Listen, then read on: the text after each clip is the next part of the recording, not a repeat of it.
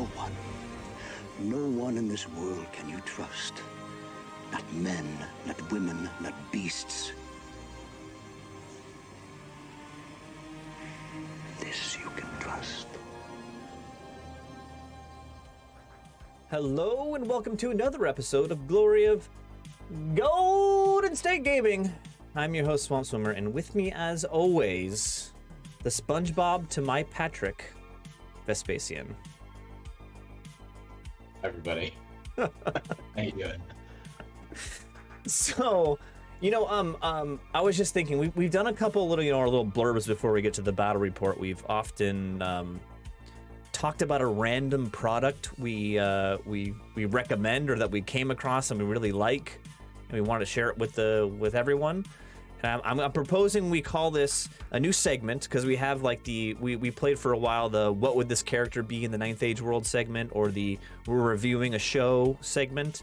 This is the unsolicited recommendation segment. Okay. And I have one for today, so if you have one in the future, Vespacian, please let me know. Or hell, if anyone in the chat has something, let me know. But so recently I've been trying to work out a little bit more, be a little more healthy, the usual thing. I'm getting to a certain age, and people as gifts started buying me some workout clothes.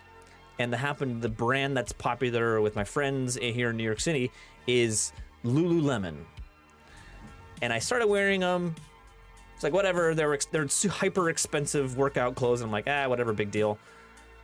They're fantastic. And actually, as we mentioned it, this sweater I'm wearing right now is a Lululemon sweater, and I'm in love with it. And I just want to say, I didn't expect to love it so much, but Lululemon, particularly their casual clothing, just like their sweatshirts and like joggers and stuff like that, absolutely fabulous. I'm just going to put that out there. Lululemon, that's my unsolicited recommendation for this battle report.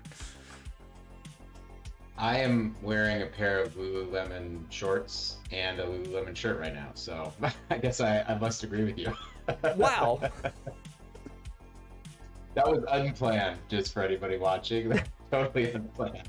No, their stuff's great, and I mean, like, also, I have had their stuff, like this shirt for years, and it holds up super well. So it's like both sturdy, high quality, all that kind of stuff. So yeah. My only downside is they are very pricey. They're pricey for the market, but they're comfortable. They're everything's soft, and it will last for a long time.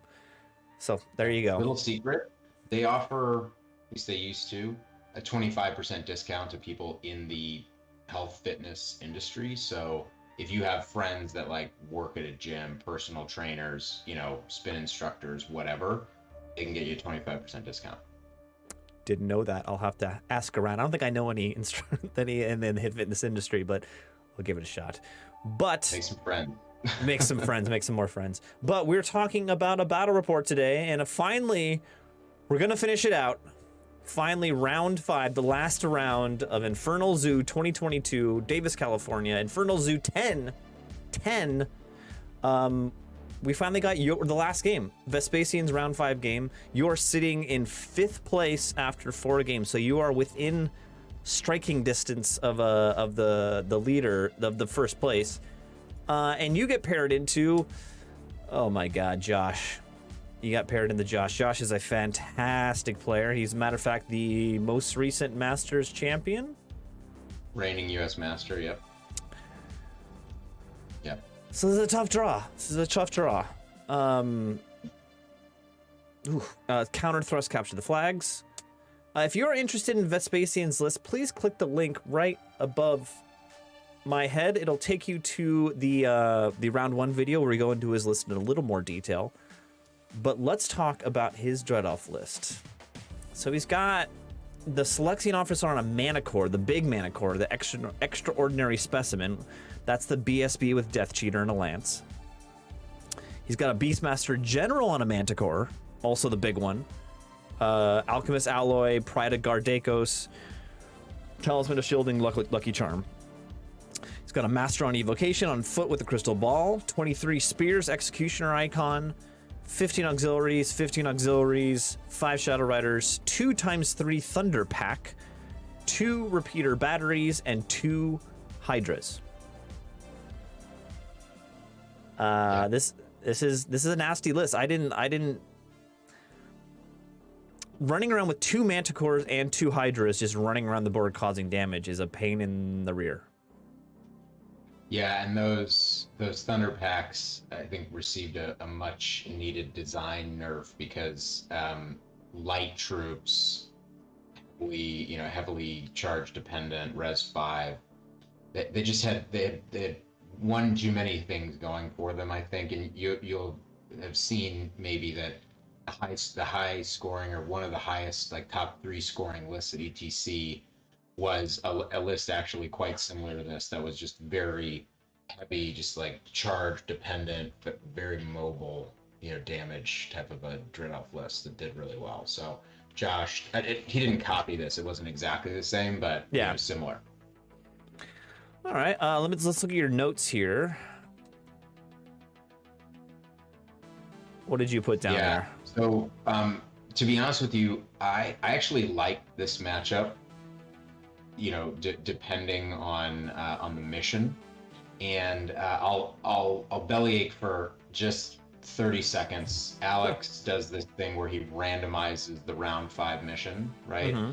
And I think that if you were to make a matrix of all of the whatever it is, 36 different possible combinations of missions, that if there was like a bottom decile of the ones that I would least want to fight this list on, that's the one that we rolled up, which was counter thrust, meaning he's as close to me as possible, right? And capture the flags, meaning I can't use my fast moving cavalry units to chaff his hydras and stuff like that, right? Because I'll lose the mission.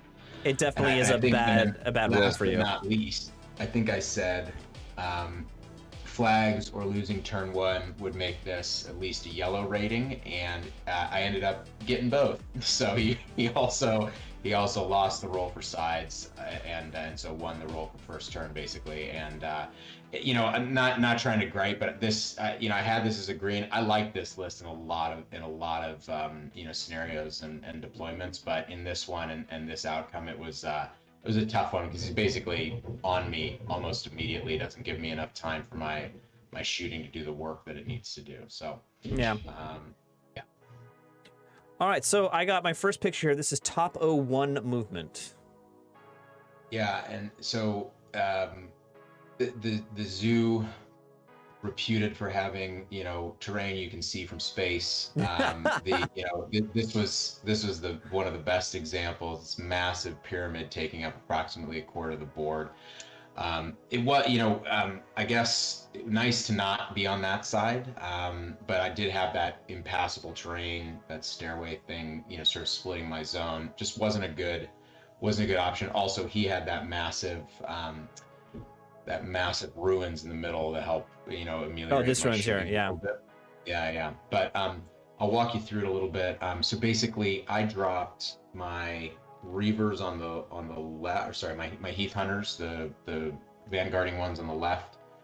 Push him back and also feint a little bit on where I'd be, and then essentially dropped everything else on the right, because he essentially he dropped for first, obviously loaded pretty heavily, as you can see on that side, and ended up it ended up slowing his advance a little bit, which I guess was a positive thing. So otherwise, you can see up top with him, he's got a Hydra and both of his Manticores around one of his bolt throwers there, kind of on the left-hand side. He's got the big, one of the auxiliary units in front with his Outcast. The big spear unit sort of centrally, as you'd expect. Shadow Riders vanguarded up into the ruins.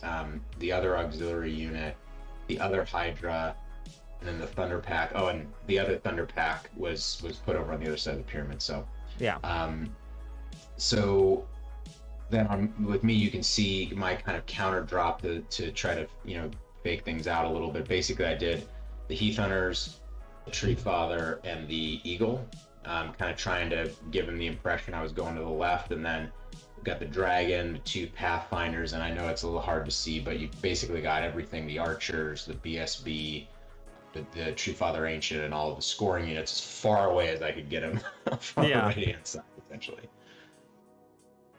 And then he does a full court press, although he did, and this is part of the reason why I kind of like this matchup on paper, was he did have to really respect that dragon. That dragon can basically kill any of those expensive single models that he has, 1-on-1 or maybe even 2-on-1. So I was using that dragon zoning there, and that helped quite a lot with slowing down his turn 1 advance. He had to be quite careful there. So yeah. All right, so this next photo is bottom of 1 movement, your movement. Yeah, so I made what I think, and Josh and I talked about this afterwards, I think was probably a pretty pivotal mistake in this turn, which was that I got freaked out about that Thunder Pack over on the right. I didn't, all my elite shooting was kind of centrally located, and that one unit can go through all of my scoring units over there on the right and basically causing me to lose the scenario. So what I did was I pulled the dragon back and kind of, I think, just tried to have him do too much, tried to have him zone the Thunder Pack, zone the center, just basically, pulled him away from where I really needed him, which was zoning around the center, right? Yeah. So definitely was, looking back, I think a pretty fair mistake. The other thing I want to point out is that with his turn 1 shooting, and this also contributed to my decision making, he did 4 wounds essentially with his shooting on the dragon. And that was all from Reapers? Was from Reapers?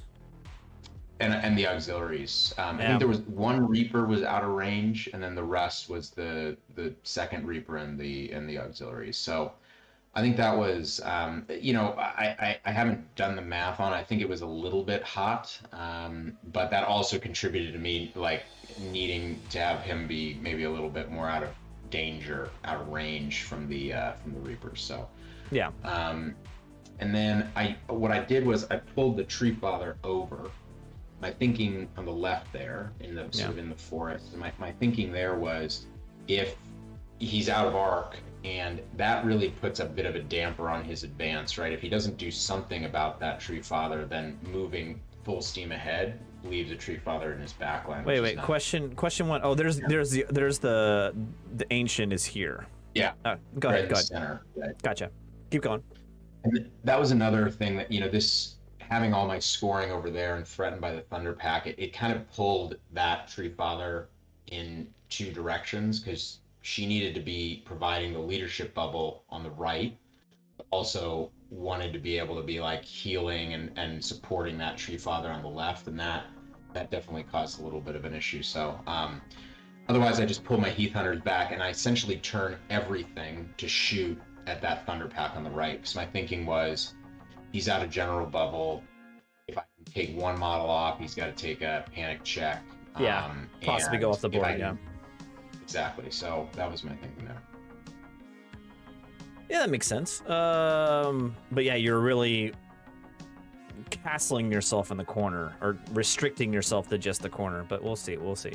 Next photo is bottom of 2 movement. So this is after his turn, and this is your turn. Yeah.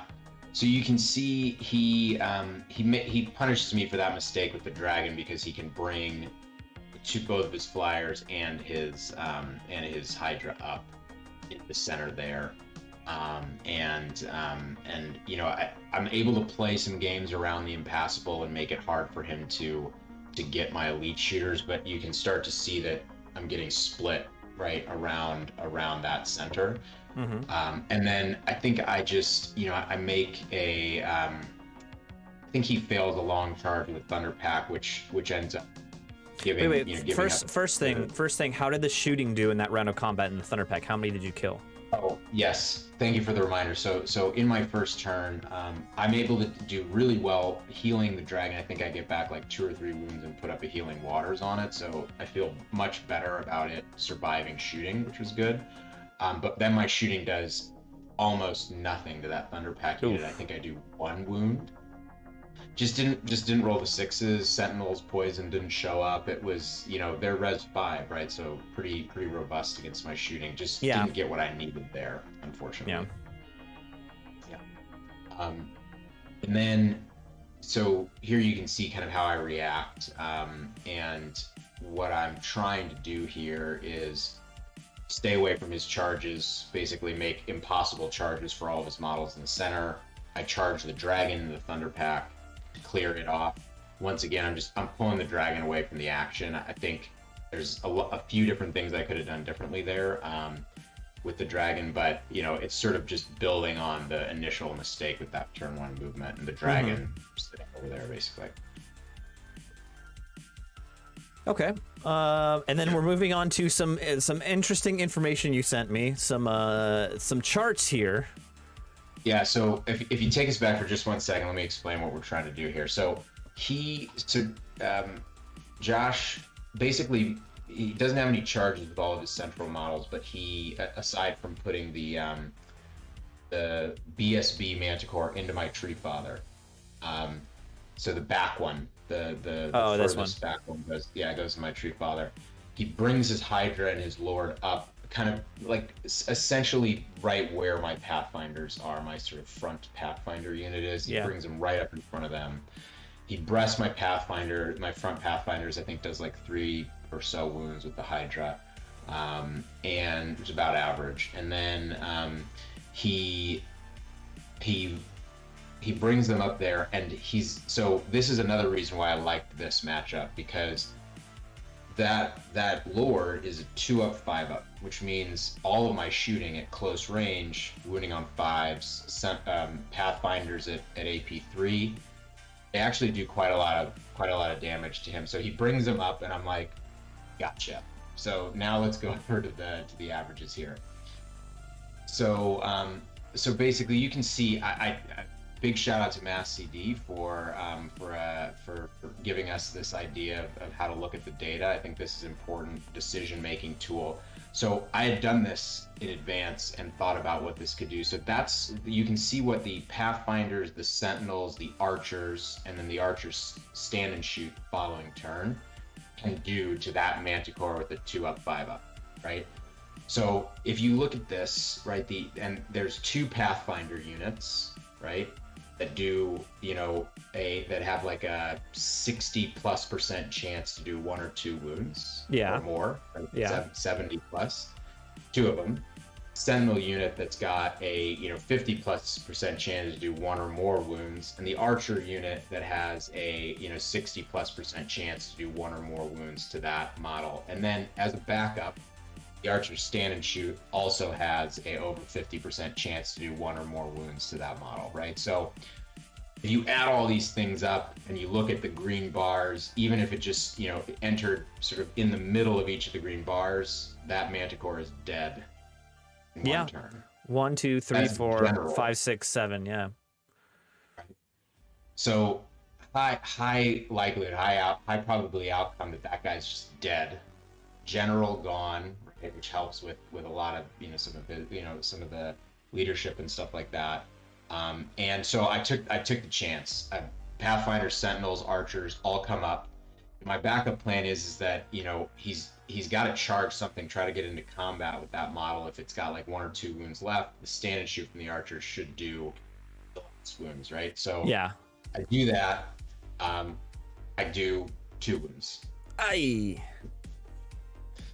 And there's an interesting sort of funny anecdote here. Those who have been watching carefully will have noticed that Josh changed his list because he misread the Mothir's Mirror item. Yeah. Didn't realize that it only worked in combat, in combat. So he took a list penalty to change to the Talisman of Shielding, and that list penalty saved that general in this turn of shooting, because he made just an absurd number of 5. I think I did like 10 wounds to this guy, and he just saved so many ward saves. Dice are dice. I think this was a shot I'd take again. Yeah. Because I think if he's dead, I think the game changes quite a lot, despite the mistakes I made in the 8th turn. It sounds like a good odds, like maybe 55 to 60% chance of you succeeding, maybe higher than that, 65. but still like that. I still consider something in that percentage swingy. Yeah. But no, I see what you were going for, and as you said, you do it again. Yeah, I think it's a big swing, right? Maybe you could argue that I wouldn't have needed to take that kind of a swing if I'd had the dragon there, because then he can deal with that guy. But, I put myself in a position to sort of need to take this shot, failed to do it. So now we move on. Let's see how it goes from there. So this is Mark top of 4 move. So this is his now resulting charges. You can see his lord that survived that shooting is now into the archers, right? Yeah. Over there on the right. You can see that I'm trying to bring my dragon back across after finishing off the thunder pack, but unfortunately I've just kind of taken that really critical piece kind of too far out of the game. And now he makes some sort of long, like 11-12 inch charge with that thunder pack into my beast hunters over there. Yeah. So now I'm being forced to give up chaff. My tree father is doing well against the BSB there. He's holding on. But that's sort of only a matter of time. That matchup is fairly kind of even. And now he's gonna get the archers, so that means the objective is basically lost to me at this point. So yeah. So now I'm not sure exactly what our next picture is. I can't remember. This picture is marked sometime later. Yeah, I honestly am not 100% sure. Like, as you can imagine, this was a pretty like focused game, so the pictures were a little far between. I remember that I think my dice started punishing me for my mistakes, and I just started failing a lot of checks. Things were fleeing off the board on the left-hand side.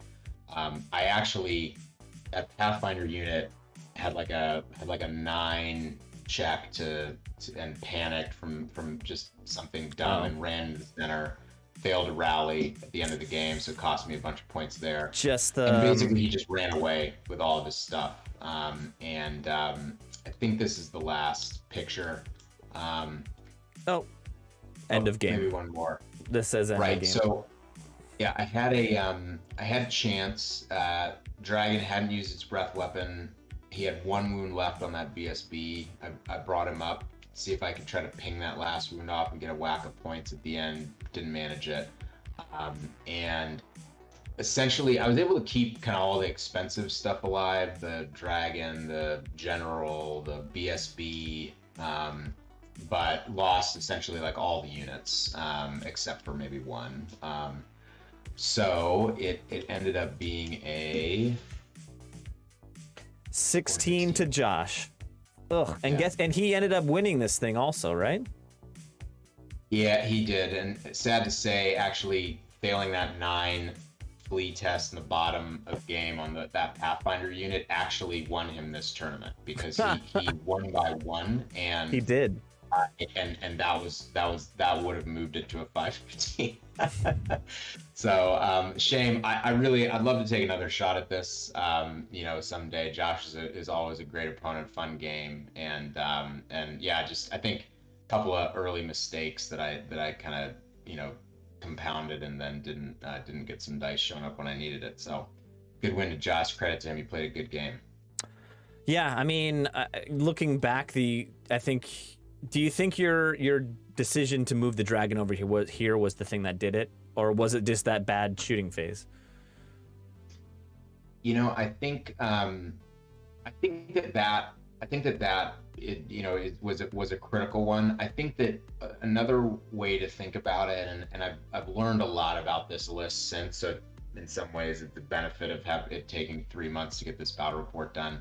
I think that the list really struggles when it gets split a lot. I mean, I think many armies are like that, but this one especially so. And I think that there's no excuse for me not having an answer to that thunder pack on the right, other than my first turn shooting, right? So you could argue, hey, maybe the first turn shooting shows up, I kill 2 of them, or they panic off the board, and then no problem, right?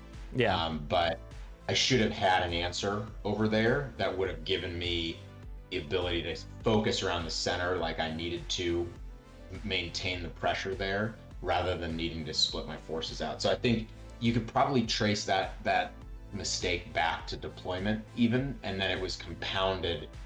Probably should have just stayed the course, kept the dragon central, and tried to win out against his center.